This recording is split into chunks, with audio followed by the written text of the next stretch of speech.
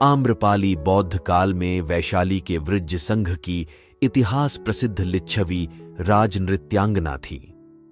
इनका एक नाम अम्बपाली या अम्बपालिका भी है। आम्रपाली अत्यंत सुंदर थी और कहते हैं जो भी उसे एक बार देख लेता वह उस पर मुग्ध हो जाता था। अजातशत्रु उसके प्रेमियों में था और उस समय के उपलब्ध साहित्य में अजातशत्रु के पिता बिंबसार को भी गुप्त रूप से उसका प्रणयार्थी बताया गया है। आम्रपाली को लेकर भारतीय भाषाओं में बहुत से काव्य, नाटक और उपन्यास लिखे गए हैं। एक बार की बात है, महात्मा बुद्ध अपने शिष्यों के साथ घूमते हुए वैशाली नगरी में पहुंचे। वैशाली को उस समय 16 महाजनपदों में एक महत्वपूर्ण जनपद माना जाता था, जिसकी ख्याति दूर दूर तक फैली हुई थी। यह नगरी परम वैभवशाली और हर तरफ से संपन्न थी। महात्मा बुद्ध के आने की बात पूरे नगर में फैलते देर न लगी। जिसे जब पता चलता वह तभी उनसे मिलने पहुंच जाता और उनके उपदेश सुनकर खुद को भाग्यशाली समझता। बुद्ध का चरित्र ही ऐसा प्रभावशाली था कि उनसे प्रभावित हुए बिना कोई नहीं रह सका।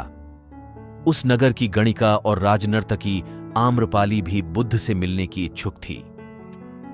वह खुद महात्मा बुद्ध के पास चलकर आई और उन्हें अपने घर भोजन के लिए आमंत्रित किया।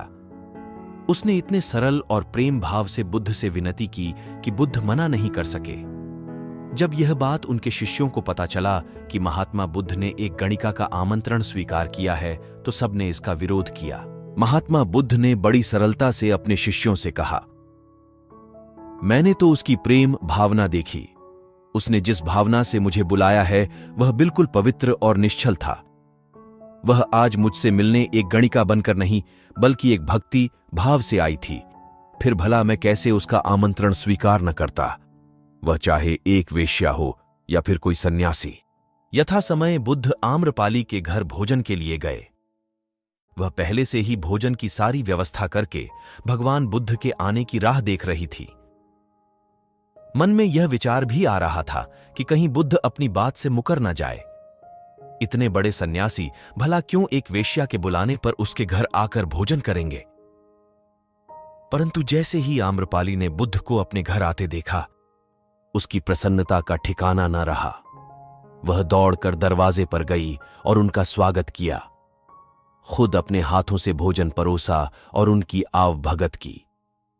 महात्मा बुद्ध के शिष्यों ने, जो उनके साथ आए थे, जब एक वेश्या को, जिसके कदमों में खुद सम्राट बिंबसार से लेकर अजातशत्रु थे, पूरी वैशाली जिसके एक झलक पाने के लिए तरसती थी, उसे एक सन्यासी के लिए ऐसा व्यवहार करते देख बुद्ध के शिष्यों के मन में अपने गुरु के लिए सम्मान और ज्यादा बढ़ गया। आम्रपाली ने महात्मा बुद्ध के व्यक्तित्व के बारे में जैसा सुना था, उनसे मिलने के बाद वह उनसे उससे ज्यादा प्रभावित हुई और उसी समय वह बुद्ध की शरण में चली गई।